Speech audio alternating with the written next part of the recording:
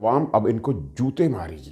इसी तरह से भी बाजवा साहब को जूतियां पाड़ी हैं। अपने घर के अंदर पनाह दे लो, आप हमारी माँ भी हो, आप हमारे बाप भी हो। इमरान खान के सिपाही ने कमाल का काम लगा दिया। 2023 का पहला काम जो है इमरान खान के सिपाही ने लगा दिया।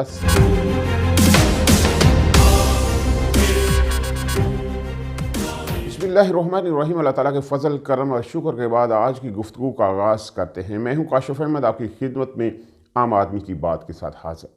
जब से रजीम चेंज ऑपरेशन हुआ है और जो हालात पाकिस्तान के हुए हैं, अब ये इम्पोर्टेड टोला जो है वो पाकिस्तान में अवाम के सामने जाने से घबराता है। क्यों घबराता है, ये बहुत बड़ा सवाल है। क्यों ये इलेक्शन में नहीं जाते, क्यों ये अवाम में नहीं जाते? इसलिए नहीं जाते कि अवाम अब इनको जूते मारेगी। वो अब जूते मार रही है। अब वक़्त बहुत करीब है जब अवाम इनको घरों से बाहर निकालेगी और जूते मारेगी। जूते लगना शुरू हो चुके हैं। जो जो बंदा अवाम में जा रहा है, अवाम के सामने जा रहा है, वही हरकत कर रहा है जो पिछले 8 माह में हुई थी। क्योंकि हरकत तो इनकी बदली नहीं, अकल नहीं आएगी इनको। जो ये काम कर रहे हैं ये उससे पीछे नहीं हटे हैं, ना तो हैंडलर हटे हैं और ना ही ये लोग हटे हैं। तो जब भी ये अवाम के सामने जाएंगे, अवाम में जाएंगे, तो अवाम इनको जूते मारेगी। अभी एक ताज़ा तरीन वाक़या हुआ है कि इनका एक मोहरा जो है वो अवाम में गया और अवाम ने उसको जूता मारा। कामरान टेसोरी की बात करें, क्योंकि मामला तो बहुत ख़राब हैं। अब इन्होंने अवाम में जाना है। 15 जनवरी की डेट है।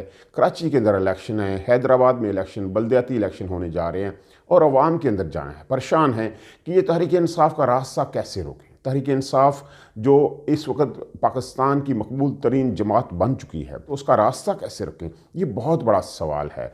तो इसका रास्ता रोकने के लिए सारे इकट्ठे पहले भी हो चुके हैं।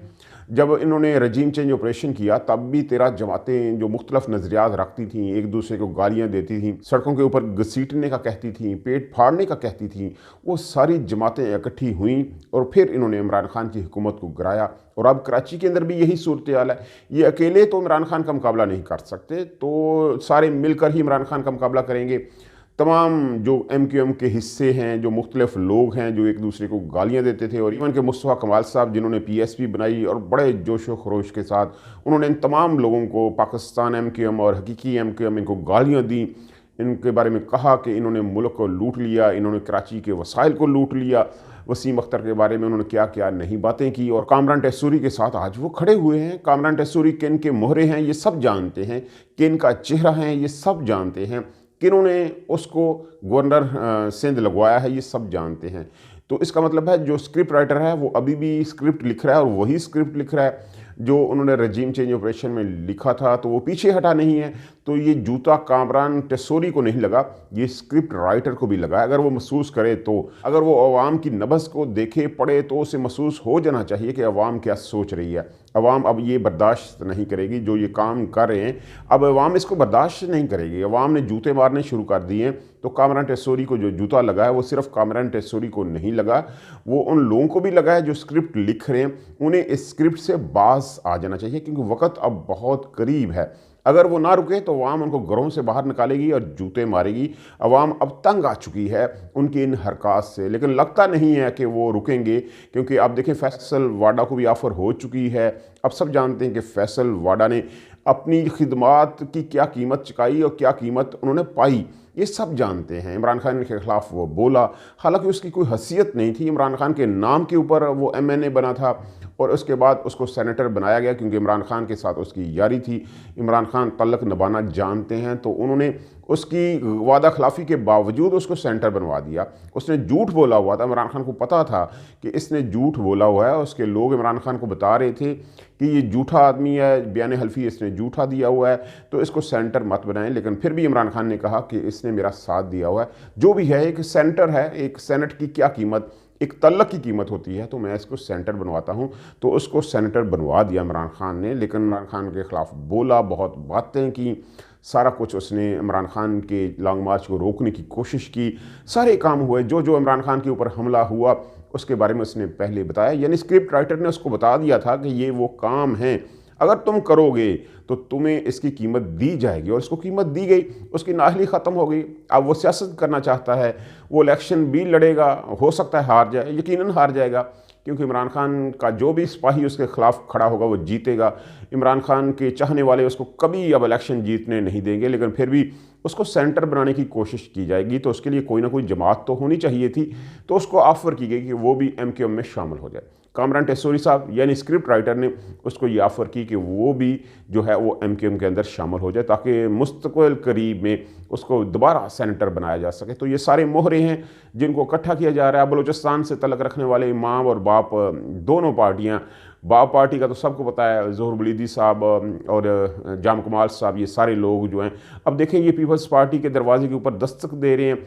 ये आसफ़ अली ज़रदारी के पास आए हैं और उन्होंने कहा कि हम पीपल्स पार्टी में शामिल होना चाहते हैं, हम आपके साथ चलना चाहते हैं, हमें अपने घर के अंदर पनाह दे लो, आप हमारी माँ भी हो, आप हमारे बाप भी हो। हालांकि सब लोगों को पता है कि इनका बाप कौन है और इनकी माँ कौन है, और वही आजकल आसफ़ अली ज़रदारी की माँ भी है और बाप भी है।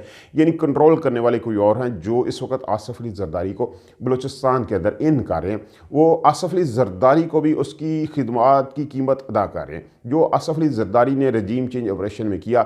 जैसे बिलावल भुट्टो ज़रदारी बढ़ के मार मार कर कहता है कि रजीम चेंज ऑपरेशन हमने किया, हम हैं वो लोग जिसने इमरान खान की हुकूमत को गिराया, हमने बिलावल हाउस के अंदर रजीम चेंज ऑपरेशन की साजिश जो रचाई।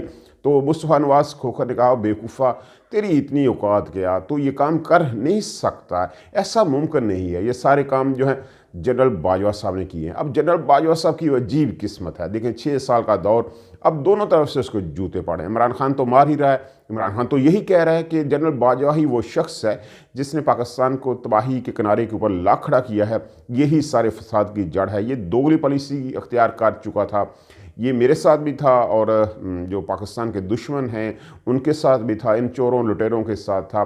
तो इसने पाकिस्तान के अंदर ये तबाही सारी मचाई हुई है। वो तो बार बार एक एक चीज़ के ऊपर जनरल बाजवा साहब का नाम ले रहे हैं कि जनरल बाजवा साहब ने एहतसाब के निज़ाम को तबाह कर दिया, जनरल बाजवा साहब ने शहबाज शरीफ नवाज शरीफ को NRO 2 दिया।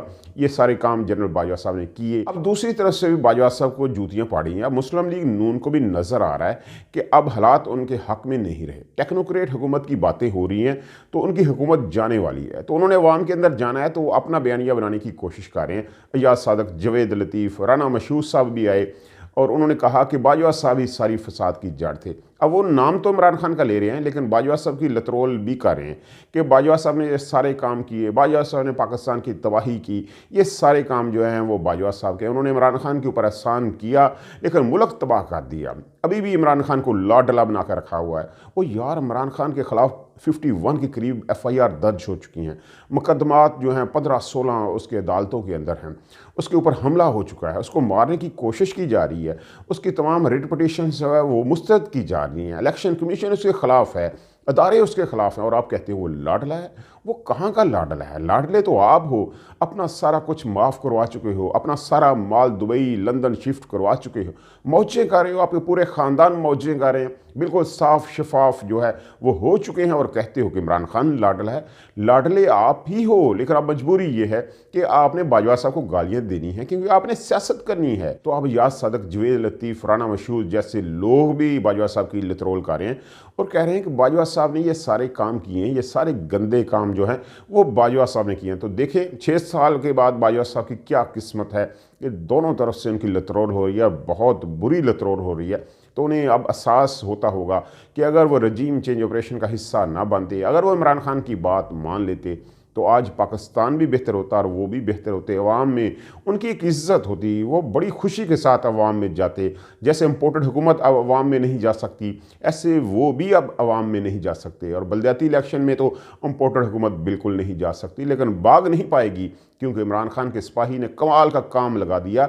2023 का पहला काम जो है इमरान खान के सिपाही ने लगा दिया। सदर आरफ अलवी ने उस बिल को मुस्तरद कर दिया जिसके मुताबिक ये यूनियन कौंसिल की तादाद 101 से 127 कर रहे थे।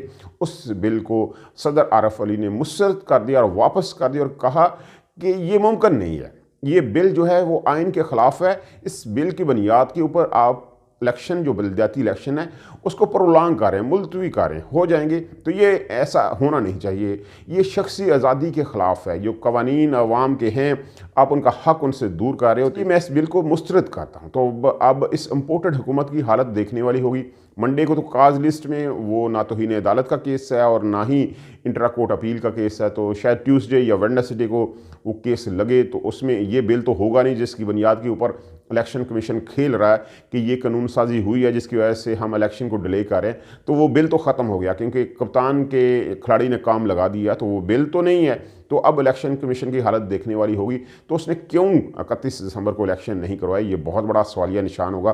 तो इसका जवाब देना होगा। अब अमर फ़रूक कियानी साहब के ऊपर भी बहुत बड़ी जिम्मेदारी है कि वो किस तरह का रिस्पांस करते हैं, अपनी अदालत को बचाते हैं। जैसे तरमन अल्लाह साहब जो हैं वो इस्लामाबाद हाई कोर्ट के लिए खड़े रहते थे, हमेशा उसके तकद्दस के लिए खड़े रहते थे।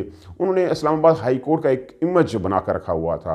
तो अमर फ़रूक कियानी साहब के ऊपर बहुत मुश्किल आन खड़ी हुई है, बहुत बड़ा बोझ है कि क्या वो अब अदालत को बचाते हैं या इस सिस्टम को, पीडीएम को बचाते हैं। क्योंकि पीडीएम भी बचने की पूरी कोशिश कर रही है, भागने की पूरी कोशिश कर रही है। तो अब गेंद जो है वो चीफ जस्टिस के कोर्ट में है कि वो क्या इसके ऊपर रद्द-ए-अमल देते हैं, वो अपनी अदालत को बचाते हैं या पीडीएम को बचाते हैं। लेकिन बचने वाली नहीं है पीडीएम।